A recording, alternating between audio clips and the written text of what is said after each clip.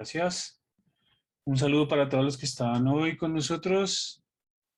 Hoy vamos a tener un tema un poco diferente, un poco extraño seguro para algunos, pero interesante. De todas formas es muy importante conocer estas herramientas y hablar un poco acerca de las revistas científicas y cómo una revista científica puede indexarse en Scopus, y tenemos una herramienta que se llama Ready for Scopus que nos sirve para, para hacer una autoevaluación de esto. Entonces, Ready for Scopus es un formato de preevaluación para presentarse Scopus. Ahí ustedes van a ver la dirección electrónica www.readyforscopus.com/es, está en varios idiomas. Por omisión les va a aparecer en ruso, que fue el idioma original que se desarrolló el formulario, y después las demás traducciones. Mi nombre es Carlos Esteves, soy Customer Consultant para el norte de Latinoamérica, mi dirección electrónica, y les damos oficialmente la bienvenida a esta sesión del Elsevier Live. Bueno, entonces, cuando entramos a esa dirección, pues lo que vamos a ver es esta página, en donde, como les mencionaba, tenemos diferentes idiomas. Por supuesto, la bandera de España es la que indica el idioma español, y también al final de la URL el slash es el que nos va a permitir tener el formulario en castellano. Lo que vamos a hacer es llenar este formulario para los títulos de las revistas que queremos indexar o indizar, y él nos va a ir marcando hasta un posible 100% de alistamiento. Ese es el objetivo de Ready for Scopus, y vamos a ver entonces en detalle cómo funciona el cuestionario. Pero antes de eso vamos a hablar un poquito de Scopus para aquellos que son nuevos y no tienen un conocimiento de la herramienta. Pues Scopus es un sistema de información que combina de una forma comprensiva abstracts y citaciones curados, es decir, han sido revisados, y además enriquece esa información de esos abstracts inyectándoles otro tipo de información. ¿Para qué? Pues para que nosotros podamos hacer diferentes tareas, como por ejemplo identificar y analizar en qué revistas puedo publicar, hacer seguimiento y evaluación del desempeño de investigadores, decidir cuándo y con quién colaborar, llevar un seguimiento del impacto de la investigación y monitoreo de la investigación a nivel global, saber cuáles son las tendencias a nivel global en investigación, encontrar qué tipo de literatura científica, qué tipo de investigación se ha realizado en un área específica, determinar cómo diferenciar temas de investigación y encontrar nuevas ideas para investigación. Aquí esto funciona muy bien para definir, por ejemplo, los temas de tesis, los temas de grado, de posgrado, para cada uno de nosotros. Bueno, con Scopus, pues, vamos a encontrar rápidamente información confiable que vamos a poder identificar los expertos que participan en esa información, y vamos a tener acceso a datos confiables, a métricas y analíticas que nos van a permitir tomar decisiones basadas en evidencia que nos den cierta confianza. Para acceder a toda la base de datos hay que tener una suscripción que tenemos a través de usualmente las bibliotecas de nuestras universidades. Si ustedes no saben si su institución tiene Scopus, deben comunicarse con su biblioteca y allí les indicarán. Usualmente está en el menú de bases de datos o algo así similar, se llama casi en todas las bibliotecas. Scopus a la fecha tiene más de 7.000 editoriales, es decir, 7.000 editoriales diferentes, de las cuales solamente una es Elsevier. están indexadas dentro de Scopus. Tenemos indexados más de 25.000 títulos seriales, entre esos títulos de revistas, pero también de conferencias. Tenemos 235.000 libros de investigación, 84 millones de registros, suma toda esta información. Tenemos, además, hemos generado cerca de 80.000 perfiles de instituciones, de afiliaciones, a las cuales pertenecen estos 17 millones de autores que hemos colectado. Tenemos referencias desde 1842 o 1824, no sé por qué mi dislexia me traiciona, pero desde 1800, de principios de la primera mitad de 1800, tenemos referencias citadas dentro de Scopus. Esto les da una idea del tamaño del sistema de información, es absolutamente global, no está dividida ni en colecciones, ni en capítulos, ni por regiones, ni por áreas de conocimiento. Todo lo van a encontrar allí. Y cómo se hace la cobertura, cuál es la cobertura general de ese cubrimiento de Scopus. Pues bueno, primero que todo hay que decir que se divide en 4 grandes áreas del conocimiento, que son ciencias físicas, ciencias de la salud, ciencias sociales y ciencias de la vida, cada una con unas categorías y unas subcategorías que están definidas por una clasificación que se llama ASJC, All Science Journal Classification. Esa es la clasificación que utiliza Scopus para dividir las áreas del conocimiento. Vemos que la mayor cantidad de revistas activas en este momento se encuentran en las ciencias sociales, seguido por ciencias físicas, ciencias de la salud y finalmente ciencias de la vida. A veces se piensa que en Scopus no hay información de ciencias sociales y vemos que es el mayor número de revistas activas indexadas en la actualidad. Como mencionaba, 83.9 millones de registros, 26.000 títulos seriales, más de 100.000 conferencias indexadas, 243.000 libros, 7.000, poco más de 7.000 editores, 105 países. Más o menos se están indexando, para que ustedes se hagan una idea, 11.000 artículos por día. Es decir, cada día están entrando 11.000 artículos de Scopus. De esos, cerca de 17 millones y medio de artículos están en acceso abierto. Ahora tenemos artículos en prensa, es decir, artículos que todavía no se han publicado, pero ya aparecen en prensa, cerca de 8.000. Preprints, y tenemos 5.600 y tantas revistas en acceso abierto de la ruta dorada, Gold Open Access, a los cuales podemos acceder inmediatamente, esto sin contar los artículos que están en Open Access Green, en la ruta verde, que van quedando liberados después del periodo de embargo.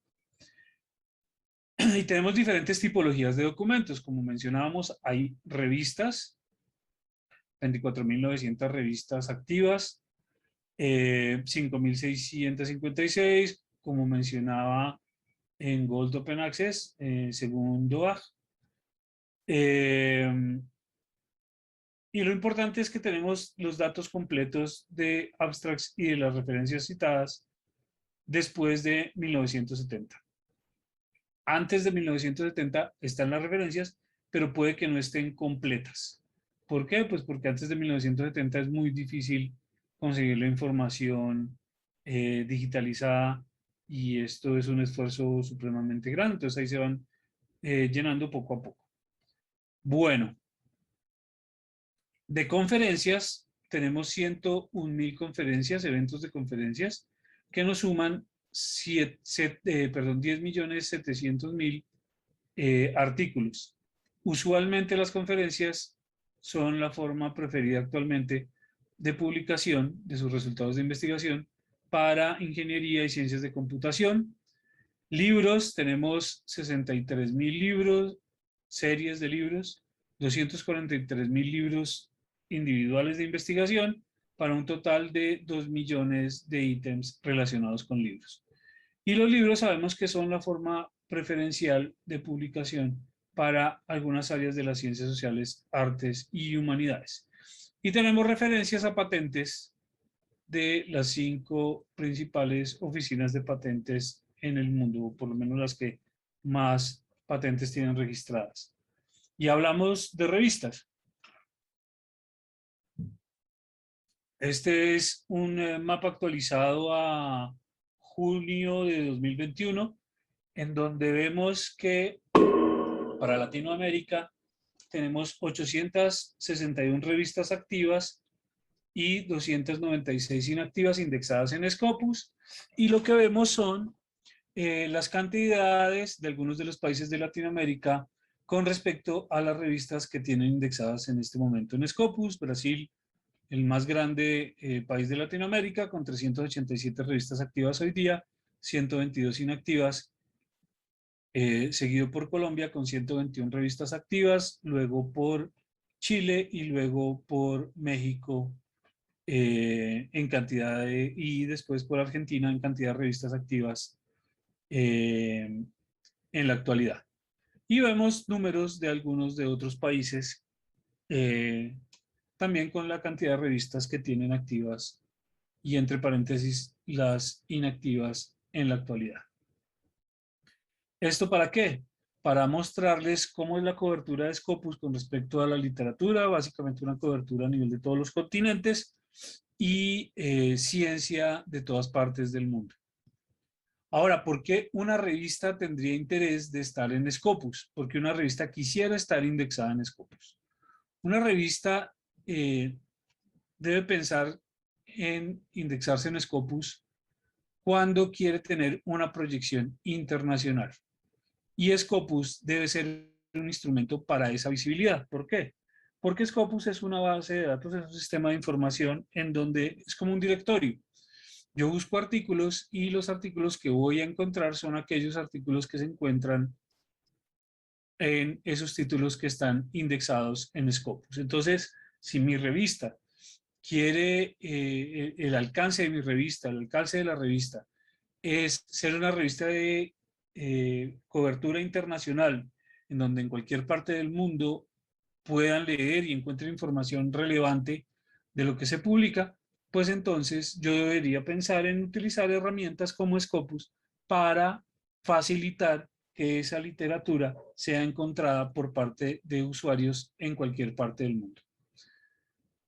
Lo que no debe ocurrir es que el objetivo sea indexarse en Scopus. Esto usualmente lo que hace es que se generen malas prácticas. Entonces hay que pensar cuál es la proyección de la revista y Scopus cómo encaja dentro de esas estrategias, que van a ser muchas, para llegar a ser internacional un título en específico. Scopus como plataforma, como sistema de información, está completamente desligado del comité de indexación, el CCAB, que es un comité independiente de expertos. Este es el comité.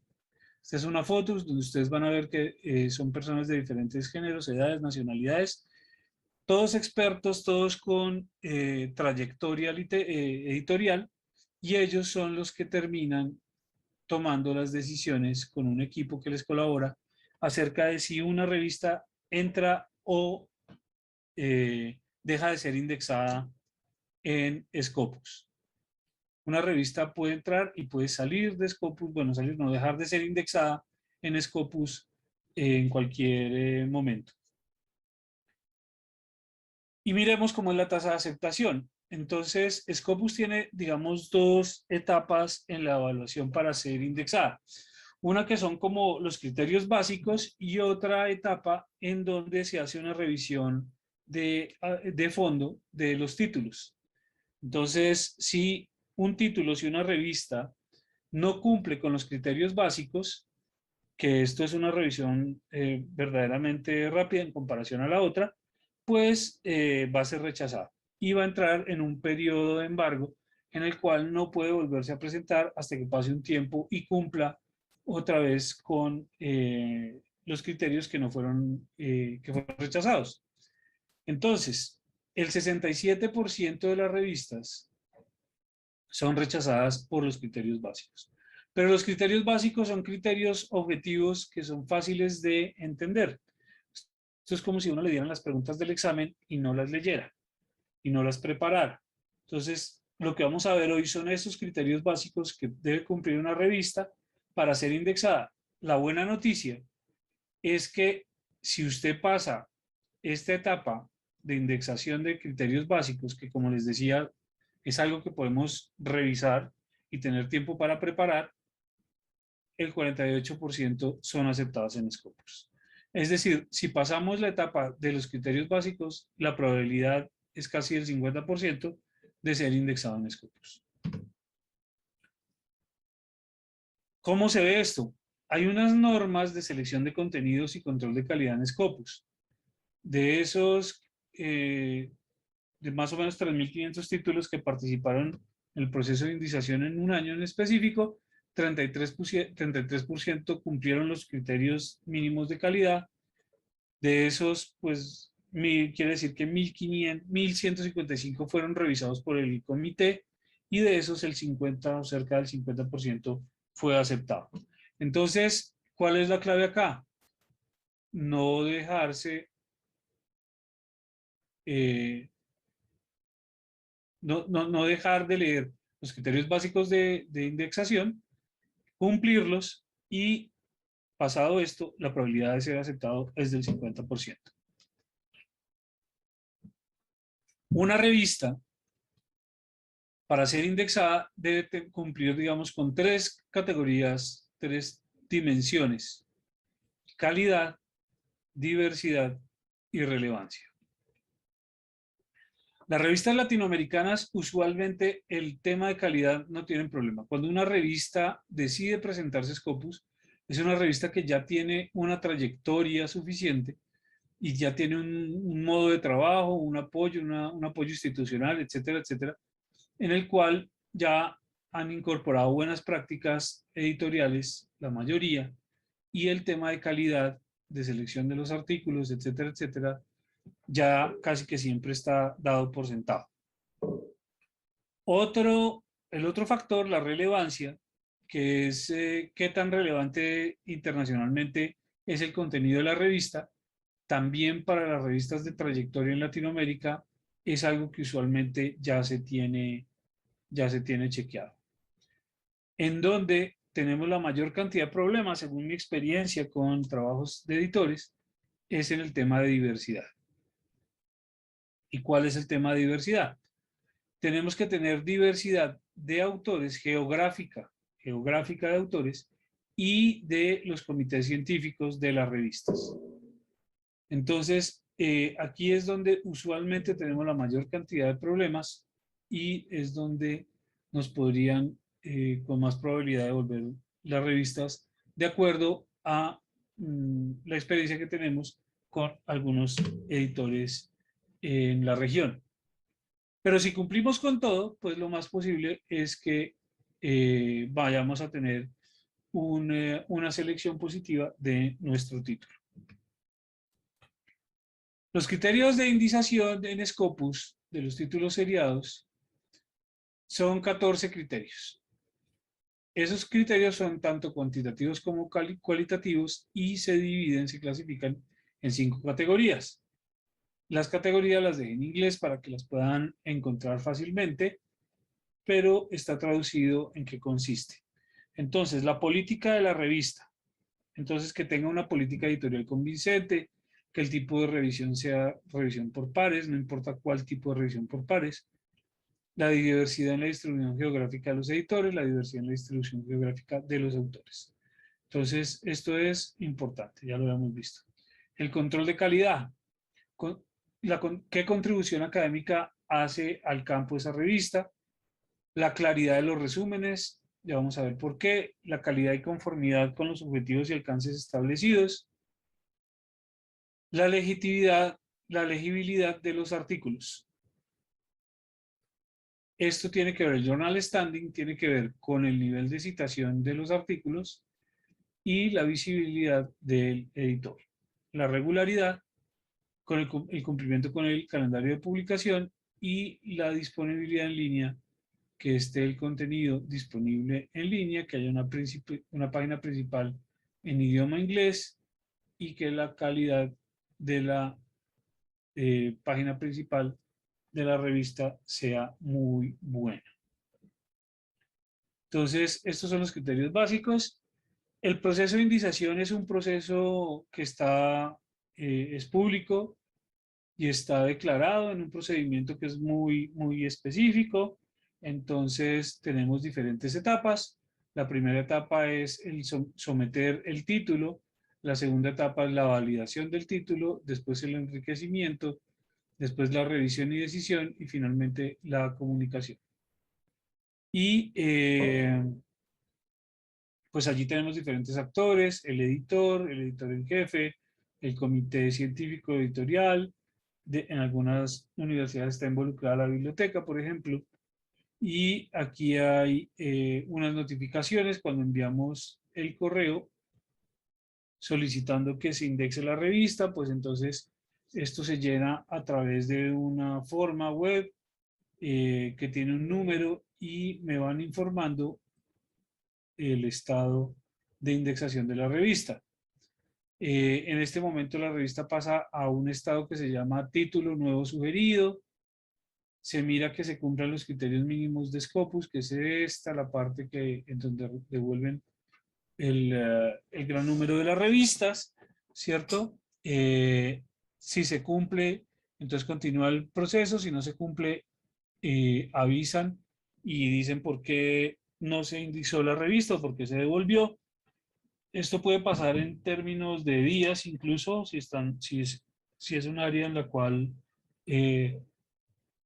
la revisión sea más rápida que en otra área del conocimiento, o puede demorarse algunas semanas o meses en que les den la respuesta. Finalmente, si la revista es indizada, pues les van a notificar al final del proceso esa decisión o la decisión contraria de que no ha sido indizada y pasa a un periodo de embargo mientras se solucionan los eventos. Entonces, como ustedes se dan cuenta, hay un enriquecimiento del título, se le inyecta información, se pasa al comité, se hace una revisión y se envía la retroalimentación al respecto. Bueno, vamos a ver un poco entonces ya del formulario. Después de haber visto lo básico, recuerden que las preguntas las pueden consignar en el apartado de Q y A, Questions and Answers, que encuentran en la barra de Zoom. Allí pueden consignar sus preguntas. Vamos entonces a entrar a la parte Ready for Scopus. Lo primero, este es un informe de preevaluación positiva o no. Si es positivo, si les da el 100%, esto no garantiza una decisión positiva sobre la inclusión del título en Scopus. Esto es como una especie de autoevaluación que no asegura que porque usted pase la autoevaluación vaya a ser indexado en Scopus. Sin embargo, pues le permite corregir errores y tener las mejores probabilidades para ser indexado. Tampoco la preevaluación es responsable por el resultado final y completa de la revista, que solamente está a manos, a cargo del Consejo Asesor de Selección y Contenidos SAB, que es el que hace la selección final. Ahora, ¿para qué lo quisiera hacer? Pues porque tengo interés de iniciar una revista científica en Scopus y quiero saber el estado que podría tener los criterios mínimos de mi revista. Y además quiero recibir un informe de preevaluación, que además es gratuito, sobre la revista. Entonces, me llega un informe al correo diciéndome, mire, me falta esto y de pronto estas son las cosas en las cuales debe mejorar. ¿Qué es Ready for Scopus? Es una comprobación preliminar de los criterios técnicos y administrativos para aumentar las posibilidades de que la revista sea incluida en Scopus. Y evita un periodo de embargo por razones que pueden ser fácilmente identificadas. Los periodos de embargo de la revista pueden ser de 1 año, pueden ser de 2 años, pueden ser de más años. ¿Y qué quiere decir el embargo? Quiere decir que no se puede presentar otra vez a ser indizada hasta que no pase ese periodo. Y por supuesto, se espera que al pasar el periodo, ya las razones por las cuales fueron rechazados hayan sido corregidas.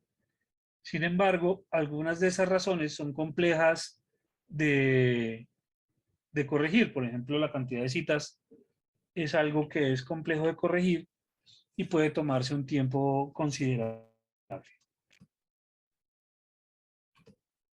Bien. Ahora, ¿cómo se hace? Pues completando el formulario que es básicamente respondiendo unas preguntas que se hacen a los editores de la revista. La revista tiene, el primer punto es, la revista tiene un mínimo de 2 años de historia de publicaciones. ¿Y por qué piden 2 años de historia de publicaciones? Porque la mayoría de las métricas necesitan 2 años por lo menos para ser generadas. Y además ayuda, tener 2 años de publicaciones, ayuda a los evaluadores a ver cómo se ha desarrollado la revista y si ha crecido o se ha estancado o ha disminuido. Entonces, por lo menos tiene que tener 2 años. El segundo punto. ¿Tiene la revista un título único que no sea idéntico a una revista ya existente en Scopus? Pues si ya existe una revista con un título, no se recomienda utilizar ese título. ¿Por qué? Porque los autores podrían equivocarse y enviar artículos a una revista que no es esta, sino otra. Entonces, por eso se pide en Scopus que el título no se encuentre ya en una revista que esté indizada en Scopus. ¿Cómo hago para verificar eso? Entro a scopus.com, voy a la sección de sources y busco el título de mi revista a ver si allí se encuentra o no ya indizada, porque puede ser que esté inactiva. La revista está revisada por pares, es revisada por pares. Pues bueno, todas las revistas deben tener un sistema de revisión por pares para ser indizadas en Scopus. Esto es importantísimo. No importa el sistema de revisión que sea, si es de ciego sencillo, doble ciego o revisión abierta, no interesa. Eso lo define el comité científico y editorial, pero lo importante es que tenga un sistema de revisión por pares. Así funciona la ciencia. Una revista no puede ser considerada para la evaluación si su contenido no es revisado. Y si quieren ver algo más sobre los procesos de revisión por pares, ¿qué es la revisión por pares? Pues aquí tienen ustedes una dirección electrónica que les puede servir para leer un poco más al respecto. Bueno, están los títulos, ojo, títulos, resúmenes, palabras claves en inglés, los nombres de los autores en alfabeto romano. Esto es muy importante. ¿Por qué? Porque Scopus no registra el texto completo de las publicaciones. Es decir, en Scopus nosotros no encontramos jamás el artículo completo. Scopus lo que es como un índice, como un directorio, en donde yo busco el artículo y si se encuentra en Scopus, me da un enlace para que yo vaya a buscar el artículo completo. Solo están los metadatos. Scopus tiene indizados artículos en 40 idiomas diferentes. Y la forma más fácil de poder buscar información en un sistema de información es buscarlos en un idioma común. Como Scopus tiene información de todas partes del mundo, pues la lengua franca para la ciencia en este periodo que nos tocó a nosotros vivir es el inglés. Si hubiéramos vivido a principios del milenio anterior, pues hubiera sido el latín, pero no, estamos en esta época y en esta época la lengua franca para entendernos es el inglés y por eso los títulos, los resúmenes y las palabras claves deben estar en inglés para que cualquier persona pueda hacer la búsqueda de información en cualquier idioma. Y los nombres de los autores en alfabeto romano, porque el alfabeto romano es el que nosotros utilizamos, ¿no? Porque para el resto del mundo es muy difícil entender kanjis o ideogramas. Entonces solicita que esté todo en alfabeto romano, que se traduzca todo a alfabeto romano. Las referencias también de mis artículos deben estar en alfabeto romano. Esto a mí también me sirve como autor. Yo ya sé que como autor, si la revista está indexada en Scopus, no puedo poner referencias bibliográficas en chino, en japonés, en árabe o en cirílico. Entonces, ¿por qué? Porque las métricas, muchas de las métricas que se están utilizando ahora, pasan por procesamiento del lenguaje natural. Y desgraciadamente, por el momento, estos algoritmos funcionan mejor en el idioma inglés porque han sido entrenados en el idioma inglés. Entonces necesitamos tener todo traducido al idioma inglés para que toda la información que se puede inyectar funcione de la mejor forma posible. Que la revista se publique regularmente, que no haya demora en la publicación de los artículos. Entonces, también esto es una garantía para los autores. Si a la revista se le está pidiendo que publique regularmente y ojalá sin demora, pues esto es un buen signo para nosotros los autores de que una revista que esté indexada en Scopus pues no se va a demorar en salir la publicación. He escuchado unos casos aberrantes de autores que han enviado un artículo a una revista y se les han demorado 3, 4, 5 años. Una persona me dijo que el caso más extremo es de un artículo que salió publicado 15 años después de haber sido sometido. Entonces, pues hay que asegurarse que la revista tenga una fecha fija de publicación, que ojalá sea respetada, y hay soluciones, ¿no? Hay soluciones. Ahora la tecnología nos permite hacer cosas y es como, por ejemplo, que cuando el manuscrito ya ha sido aceptado, pueda ser publicado sin necesidad de esperar a que el número salga. Es decir, hay revistas que publican 2 veces al año, tienen 2 números al año. Entonces yo me tendría que esperar por lo menos medio año para que el artículo se vea reflejado. Una buena práctica en la que están incursionando algunos editores es publicar inmediatamente el artículo es aceptado y después, al fin de semestre, se genera el número y se le asigna a los artículos publicados de forma retroactiva. Esto es beneficioso para los autores porque sus trabajos aparecen muy rápidamente en línea y puede empezar a traer lectores y citas, ¿no? Y a la revista, pues esto también le conviene y además de eso mantiene una fecha de publicación sin inconvenientes. La declaración de ética y la negligencia está disponible en inglés en el sitio web de la revista. ¿Por qué en inglés? Porque estas son revistas de carácter internacional, ya lo dijimos, entonces la idea es que cualquier persona pueda leer esas declaraciones de ética o de negligencia. Todas las revistas deben tener esa declaración. Hay una guía de cómo debe ser esa o cómo podrían ser esas declaraciones en COPE, que es esto de acá.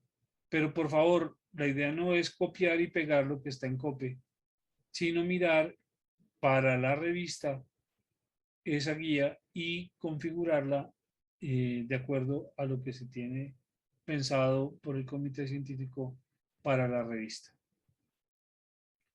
Y debería estar en un apartado aparte dentro del sitio web de la revista. Lo importante aquí es que esté claramente definido el alcance de las responsabilidades de los derechos y deberes de los editores, revisores y autores. ¿Y qué consecuencias atraería si se detecta una mala conducta editorial por parte de alguien en la revista? Entonces, toda esta documentación debe quedar explícita en el título.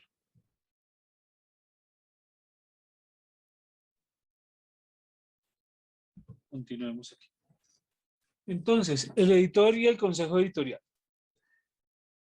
La revista tiene que tener un editor, un consejo o un comité editorial, ¿cierto? Un órgano de gobierno, como quieran que se llame, cuyos miembros son expertos reconocidos en el campo de la revista.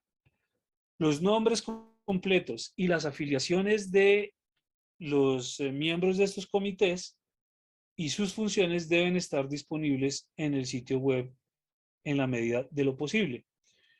Las revistas deben dar información de contacto de la oficina editorial en el sitio web de la revista, por si alguien quiere comunicarse con la revista, debe tener la posibilidad de poder comunicarse con la misma.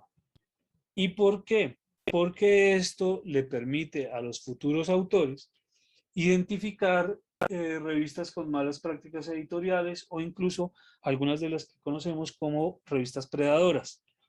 Usualmente las revistas predadoras, los comités editoriales son falsos o no tienen información acerca de las personas del comité editorial o son fotos extraídas de una librería de fotografías o son perfiles falsos de los editores. En ese sentido, pues por eso es importante que la revista tenga esta información. Ahora, tiene que ser claro las responsabilidades de los autores y eso tiene que estar en el sitio web. Entonces, hay que contarle a los autores, es decir, tenerlo en el sitio web, en un lugar específico que sea fácil de encontrar, si tiene que pagar o no para que se procese el artículo, su manuscrito en la revista. Esto es lo que se llaman los APC. Y los APC son exclusivos de las revistas que tienen el modelo de Gold Open Access. Todas las demás formas de editoriales no requieren de esta información, es decir, las revistas que son Green Open Access o suscripción no requieren, o se sobreentiende pues que no tiene el autor que pagar un costo de procesamiento del artículo. Incluso las Diamond Open Access, como la mayoría de las revistas latinoamericanas, que son subsidiadas por una institución como una universidad, pues tendrían que mencionar que no tienen costos asociados de APC, de procesamiento de los artículos. Los artículos deben mencionar los autores que han contribuido significativamente a la investigación o una nueva tendencia que son los roles de contribución, que ustedes los pueden encontrar en esto que se llama CREDIT, que es como un estándar de facto que está en la página de CASRAI. Son los Contribution Roles Taxonomy, es una taxonomía de contribución en donde no es precisamente los autores, sino qué rol tuvieron las personas que participan o que aparecen como contributores en el artículo. Todos los autores están obligados a proporcionar retractaciones o correcciones de errores en caso de que sean detectadas. Entonces, si los revisores les dicen que tienen que retractarse de algo por tal razón o tienen que hacer alguna corrección, pues los autores deben estar en disposición, deben ponerse en disposición de hacer las respectivas correcciones. Y la lista de referencias debe ser suministrada por los autores exclusivamente. Todos los autores, bueno, ya lo había dicho, deben estar obligados a proporcionar retractaciones, la lista de referencias debe ser proporcionada por los autores. Los autores informan, proporcionan información sobre el apoyo financiero. Entonces, esto es importante, si usted lo ha financiado, que tenga la costumbre de poner en su artículo quién lo financió, con qué beca, cuál fue el fondo, y se prohíbe la publicación, o se debe prohibir la publicación de la investigación en más de una revista. Ese artículo debe estar publicado solo en una revista. Bueno, entonces otro aspecto, todos los siguientes aspectos del proceso de revisión por pares deben estar claramente cubiertos. Entonces todo el contenido de la revista debe ser sometido a una revisión por pares, se debe declarar y explicar el tipo de revisión por pares. La revisión por pares se define como un asesoramiento que hacen unas personas expertas en un tema a unos manuscritos individuales. Y esto pues uno lo debe tratar como eso, como una persona que me está revisando mi texto para que sea el mejor texto posible. Los juicios deben ser objetivos, y tener un procedimiento si los juicios no fueron objetivos. Si yo como autor considero que el juicio no fue objetivo en la revista debe mencionar en lo posible cuál sería el procedimiento para elevar una queja o una reclamación. Los revisores no deben tener ningún conflicto de interés, deben declarar su ausencia de conflicto de interés. ¿Y qué pasa si se detecta el conflicto de interés con alguno de los revisores? Eso debe estar explícito en el sitio web de la revista. Lo mismo es que los artículos revisados deben ser tratados de forma confidencial y deben tener el tono de confidencialidad hasta el momento de ser publicados. Esto para los revisores. ¿Y cómo se asegura esa confidencialidad por parte de los revisores? Es decir, un revisor no puede estar contándole a la gente que está revisando un artículo de tal o cual tema o de tal persona. Los aspectos éticos de la publicación deben presentarse en el sitio web de la revista.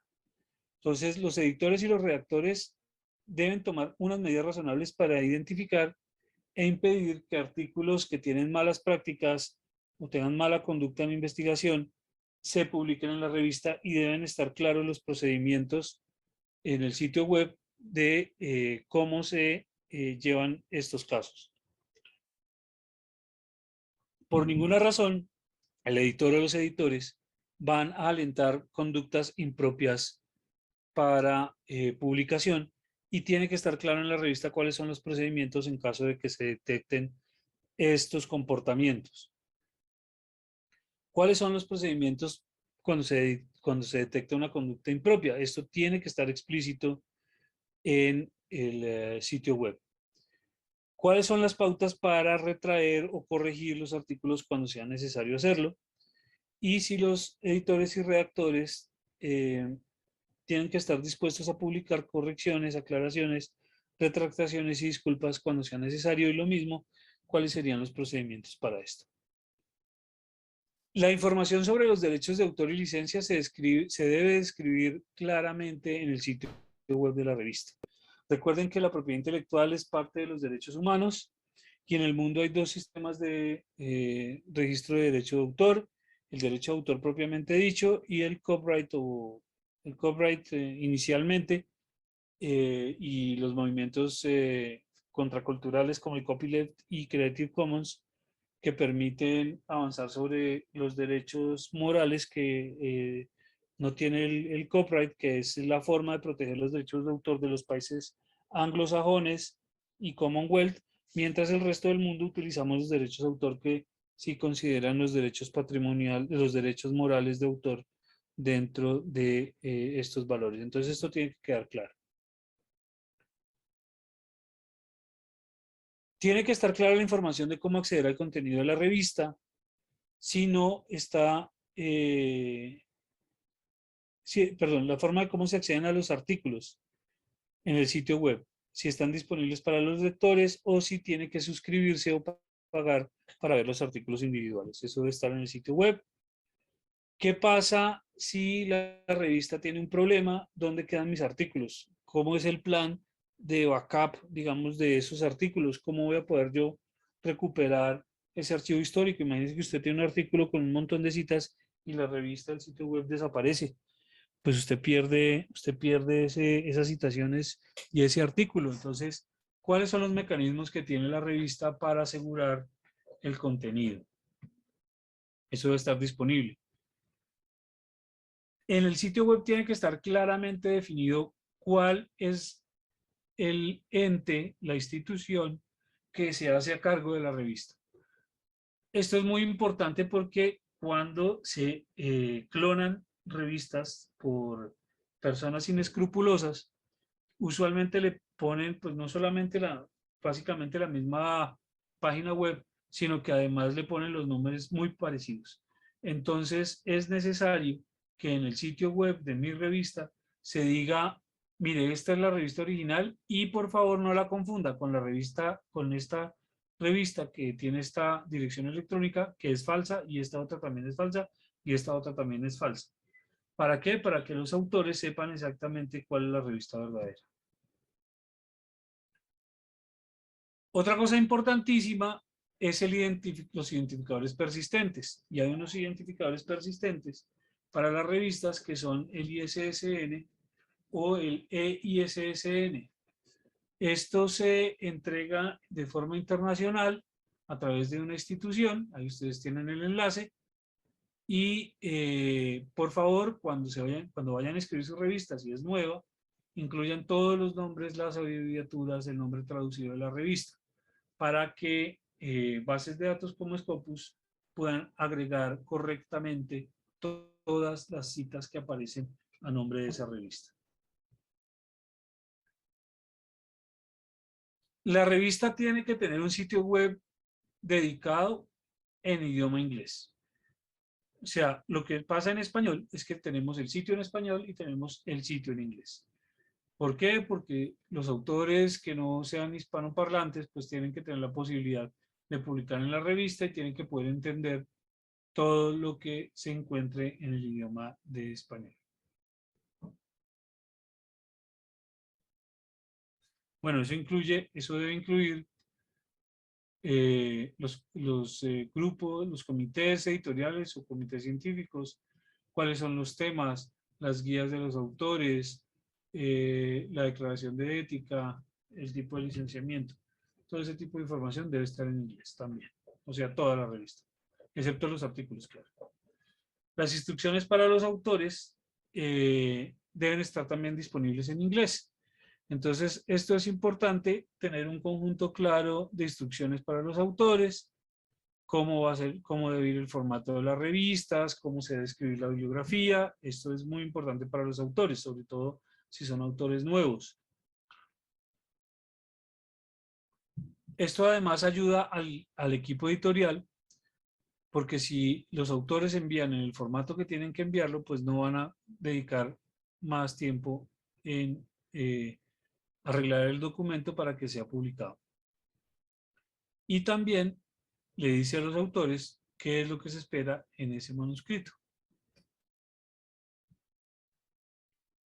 Los objetivos y el alcance de la revista deben estar en inglés y deben estar en el sitio de la revista. Entonces aquí me tienen que decir cuáles son los objetivos de la revista, cuáles son las áreas, quién puede publicar, cuáles son los temas que se aceptan. Y ojalá muy detallado para no recibir documentos que no van de acuerdo a la revista y para guiar a los autores, por supuesto, que tengan allí un sitio para publicar. Lo que hablábamos de la diversidad geográfica, que es uno de los problemas que tenemos. Entonces tenemos que evaluar la diversidad de los autores y de los editores. La diversidad geográfica de los autores de otras revistas similares es la mejor forma de saber cuál debe ser esa diversidad para mi revista. Entonces lo que hago es buscar revistas similares en Scopus y hago el análisis de nacionalidades para saber si yo estoy de acuerdo a revistas similares, a revistas pares a la mía. Por supuesto, la diversidad geográfica de los autores debe coincidir con los objetivos y el alcance declarado. Entonces, si yo declaro en mi revista que la revista es una revista de carácter global que estudia ciencias de los materiales en todo el mundo y solamente tengo publicaciones de colombianos, pues eso no va a coincidir y posiblemente no vaya a pasar los criterios de indización. Bueno. Entonces, la clave aquí es buscar revistas pares en Scopus y hacer el análisis. Otro aspecto bien importante es si los artículos ya han sido citados por otras revistas en Scopus. Y yo puedo verificar esa información si tengo acceso a Scopus y utilizo la búsqueda avanzada Source Title y el nombre de la revista entre comillas, y allí después de seleccionar cuáles son las revistas, los documentos de mi revista, hacer un análisis de los documentos, de esos documentos secundarios para entender cuáles son de verdad las citas que tengo en mi revista. Se puede hacer el análisis en Scopus. Los miembros del consejo editorial de la revista son expertos en el tema. Entonces, yo puedo también analizar en Scopus cuáles son esos miembros del comité científico y editorial y ver si son expertos en el tema. Buscándolos en Scopus, allí me aparecen los temas y yo voy a poder saber si estas personas sí son unos expertos o no. Entonces, usted se puede ir a scopus.com y buscar por autores para hacer esa tarea. Otro aspecto muy importante es que la revista tenga un DOI. ¿Qué quiere decir DOI? Digital Object, Digital, se me olvidó el nombre de la sigla, Digital Object Identificator. Es un elemento que es muy importante porque hace que los artículos sean fácilmente buscables y poder registrar correctamente todos los enlaces a los artículos de esa revista. La calidad del contenido, pues bueno, la revista tiene que publicar constantemente los artículos científicamente válidos y relevantes para un público académico o profesional. Entonces, esto no es una revista de divulgación científica, es para personas que saben del área. El contenido de los artículos es coherente con el ámbito y los objetivos declarados por la revista. Las tablas y las figuras son claras y deben estar bien configuradas, es decir, no vale un copy-paste en Word, sino tiene que tener las imágenes a una resolución decente para una publicación científica, que sean claras, que el lenguaje y la gramática de los artículos sean buenos, que el contenido del artículo esté estructurado de una forma lógica, que sea fácilmente legible y comprensible. Los resúmenes de los artículos deben ser comprensibles, fáciles de leer y completos. ¿Por qué? Porque como en Scopus no tenemos el texto completo, nos vamos a guiar por los resúmenes. Por lo tanto, los resúmenes deben dar cuenta de la totalidad de lo que se encuentra escrito en el artículo. Con esto les agradecemos y vamos a tratar de responder algunas de las preguntas que ya veo que están en nuestro formulario de preguntas y respuestas, habiendo 353 personas en este momento en esta sesión. Entonces vamos a ver, Víctor, ¿a qué se considera contenido de alta calidad? Contenido de alta calidad, bueno, lo acabo de mencionar, tiene que ver con que esté bien escrito, que la gramática esté bien escrita, que las gráficas y los análisis estén bien hechos. Eso es básicamente de alta calidad.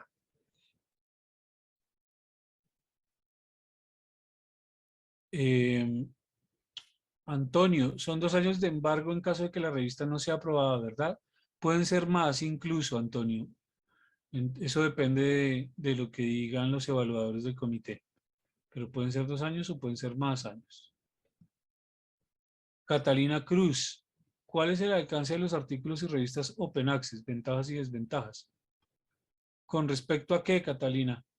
Un artículo es un artículo científico. No entiendo las ventajas y desventajas con respecto a qué. Si me puede aclarar la pregunta, Cristina, con mucho gusto. Ariadna, ¿pudiera compartirnos en este periodo de 2 años cómo se hace la evaluación de parte de los expertos de la mejora, cómo ellos identificarían si se está mejorando o no? Adriana, los expertos no revisan durante ese periodo de 2 años. Cuando pasan los 2 años, la revista puede volver a presentarse. Puede volver a presentarse y entonces se vuelve a hacer la evaluación completamente. Lo que se espera es que esas fallas que hubieron al principio se hayan subsanado al cabo de ese periodo. Pero no es que se haga una evaluación continua, sino que al cabo de los años se puede volver a presentar apenas. William, sobre radar, ¿cuál es su función? Bueno, William, radar es un algoritmo que lo que hace es buscar inconsistencias en las métricas, en algunas métricas de investigación, como por ejemplo la nacionalidad de los que publican, la cantidad de artículos de un año al otro, la cantidad de citas de un año al otro, y lo que hace es poner una banderita, marcar identificar revistas que están incumpliendo con las métricas de publicaciones o que hay patrones que no son normales para que el comité, el CCAB, entre a reevaluarlas. Es básicamente ponerle banderas a las revistas para que entren en un proceso de reevaluación. De ese proceso de reevaluación pueden darse dos respuestas. La revista sigue siendo indizada o la revista entra, bueno, ahora son tres. Entra en un periodo que se llama holding, en donde no se indexa más la revista, no se indizan más los artículos, pero no quiere decir que se deje de indizar, sino que mientras se hace el estudio no se capturan más cosas en Scopus. Y después del análisis, si la revista pasa el análisis, pues entonces se meten todos esos artículos que no se habían indizado, o si no, pues se ha parado de indizar y ya no se colectan más artículos. El radar lo que hace es un algoritmo interno de Scopus que pone banderitas para hacer una revisión más al detalle de si la revista debe ser parada de ser indizada o no. Ariadna, ¿cómo recomienda Scopus que se seleccionen a los revisores? ¿Existe alguna experiencia que pueda compartir? ¿Cómo evitar errores en la selección de estos? No, Scopus no recomienda a los revisores, eso lo hace el comité editorial. Los comités editoriales son autónomos, los comités editoriales de la revista son autónomos, Scopus no hace ningún tipo de sugerencia en eso. Lo que hay que tratar de hacer es que mantengan la diversidad, como les mencioné. La siguiente pregunta es de Cristina Cruz, de nuevo. ¿Puede enfatizar un poco más al respecto? Diversidad de los principales para la selección exitosa de una revista. La diversidad es la cantidad de personas de una nacionalidad, tanto de autores como de los comités científicos. Es decir, si todo su comité científico es colombiano, la diversidad es ninguna. Solamente tiene revisores de un solo país. Si son colombianos y mexicanos, la diversidad es de dos países. ¿Qué es lo que usted tiene que comparar? Con revistas pares, que las localizan en Scopus, ¿cuál es la diversidad de esos autores? ¿De qué tantas nacionalidades hay esos autores o esos comités científicos? Y con esto usted puede saber si está, digamos, dentro del contexto de las revistas de su misma área.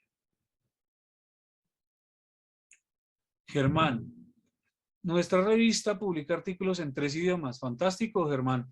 Aunque se piden títulos, resumen palabras claves en inglés, los autores citan artículos con títulos de otros 3 idiomas. Eso no importa. ¿Deberíamos solicitar que las referencias sean en inglés? No, no, no, no, no. Las referencias pueden ser en cualquier idioma. Lo importante es que estén en alfabeto romano. No, no, fantástico, Germán. ¿Existe un reglamento universal de derechos de autor? Erika, no hay un reglamento, son leyes en los países. Entonces, cada país tiene una legislación. Existe un acuerdo que se llama el Acuerdo de Viena, que es global, y los países se suscriben o no se suscriben al Acuerdo de Viena. Esto es lo más general, digamos, más global que hay, pero debe revisar la legislación en cada país con respecto a derechos de autor. No me queda muy clara la diferencia entre los dos sistemas de derechos de autor. Alejandro tiene que acercarse a la Oficina de Derechos de Autor o a una persona que trabaje derechos de autor en su institución. De pronto será un tema que tocaremos para una charla posterior, pero pues no podemos enfatizar. Lamento mucho, Alejandro, no poder ser más enfático. Básicamente son dos sistemas, derechos de autor y copyright. Copyright para países anglosajones, derechos de autor para el resto de los países. Adolfo Trujillo, gracias. José Gonzalo Amador, en caso de que los editores de revistas estén interesados en indexar su revista, ¿existe alguna rúbrica para evaluar su revista? Sí, José Gonzalo. Esto fue el tema de la exposición de hoy justamente. Entonces, si se la perdió, si se perdió el principio, le recomiendo que después visite la grabación que va a quedar en nuestro canal de YouTube. Juan José Palacios, ¿qué considera conductas negativas en la investigación? Oh, Juan José, esto es un tema de investigación responsable. Podemos tratar el tema pronto en una charla al futuro, pero es todo un tema de discusión que no vamos a poder desarrollar hoy. Lo siento, lo dejaremos para evaluarlo para una charla futura. Juan Antonio, ¿cómo obtenemos la constancia? Juan Antonio, no entiendo la constancia de qué. Le agradezco que nos aclare su pregunta. Saludos, soy parte del equipo editorial de una revista enfocada en la salud. Estamos como parte de la plataforma JS de nuestra universidad. ¿Es necesario contar con un dominio exclusivo para la revista? Sí. Para la revista, sí. Ricardo, no entiendo a qué se refiere con el dominio exclusivo, pero si es el dominio del nombre, pues es lo mejor, claro que sí.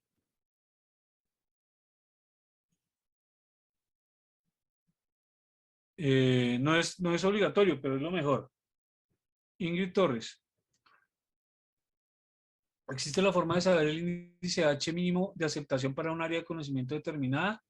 Scopus no tiene el índice H como una métrica para indexar una revista, así que no se preocupe, el índice H no hace parte de los criterios de indexación de Scopus.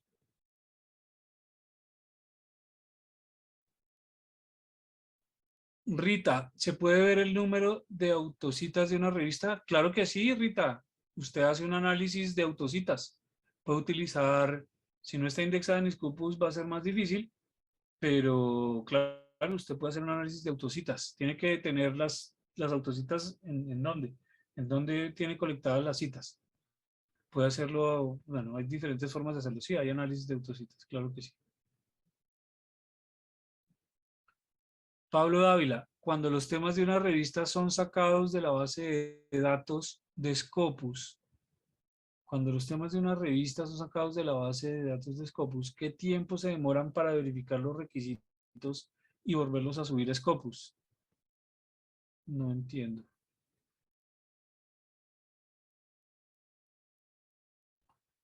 Eh, a ver, cuando los temas de una revista son, me imagino que son las publicaciones, son sacados de la base de datos de Scopus. ¿Qué tiempo se demoran para verificar? No, Pablo.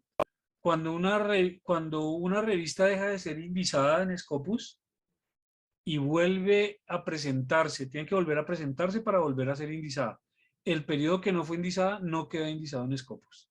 El periodo en el que no fue indizada no va a quedar nunca en Scopus.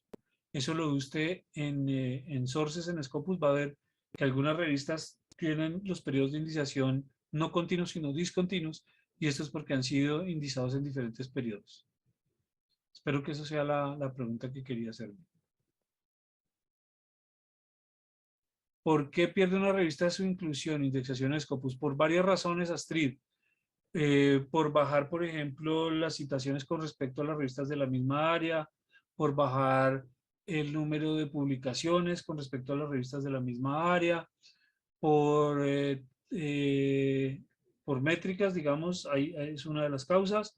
Otra de las causas es porque haya sido denunciada que es una revista que tiene malas prácticas de publicación, o el peor de todos es que se detecten eh, eh, prácticas no éticas, y entonces allí no solamente se deja de indexar, sino se sacan todas las publicaciones de la revista que haya tenido. Antonio Sánchez, la evaluación de la calidad del arbitraje dictaminado es una especie de evaluación de la evaluación difícil de realizar. La evaluación de la calidad del arbitraje es una especie de evaluación de la evaluación difícil de realizar. ¿No es más bien que el comité de selección de Scopus consigna solamente que la revista manifieste que cuenta un proceso de dictaminación? Sí, tal cual. Como tal no se evalúan las dictaminaciones de los artículos. Correcto, no. Eso no se hace. Tienes toda la razón, Antonio.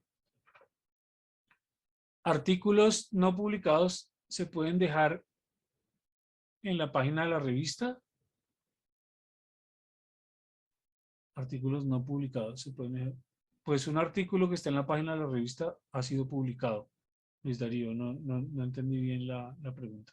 En principio, si el artículo está en la página de la revista es porque ha sido publicado. Hernán, el Indexado de las actas de Congreso, procedencia similar al indexado del Journal, sí, son similares.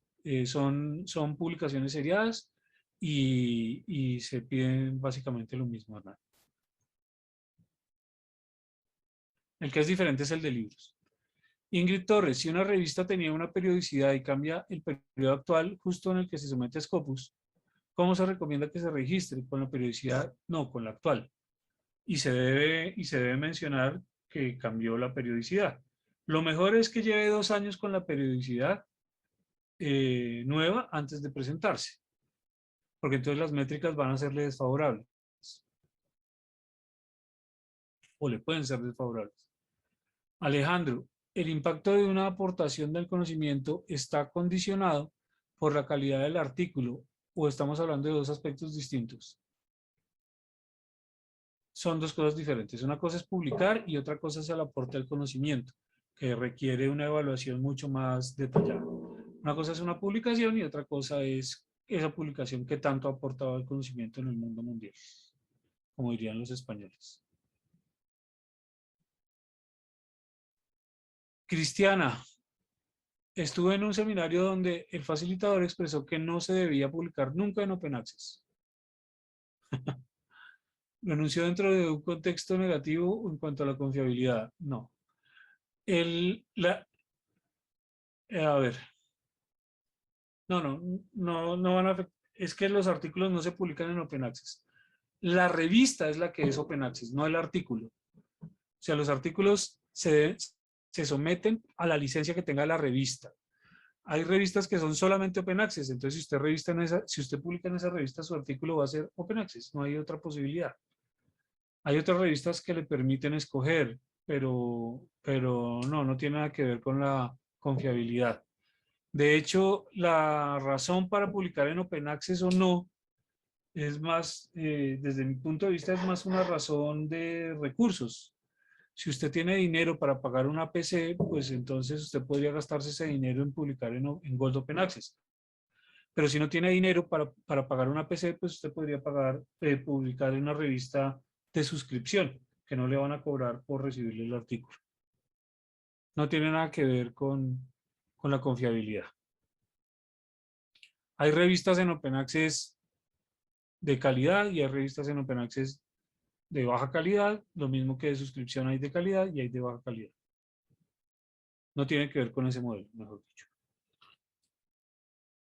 La revista One Health es Open Access y me interesa el tema. Muy bien.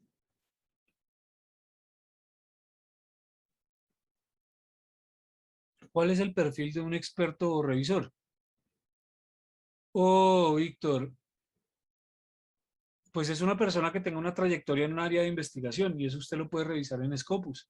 Usted puede revisar a un autor en Scopus y mirar cuánto tiempo lleva publicando sobre un tema específico o en qué temas ha publicado.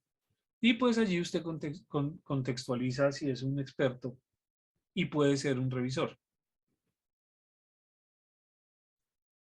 Hernán, ¿cómo puedo conocer la cantidad de citas que tienen los artículos de una revista? Depende. Si la revista está indexada en Scopus, usted entra a la revista y ahí le da el número de citas. Así de fácil.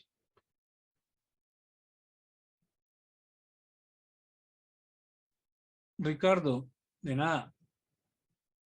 Ingrid, cuando uno registra el área de conocimiento de una revista que está en sometimiento a Scopus, no.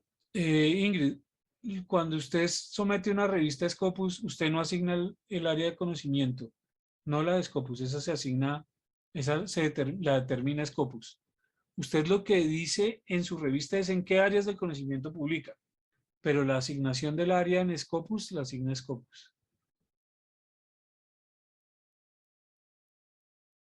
Usted no registra la revista en un área, mejor dicho.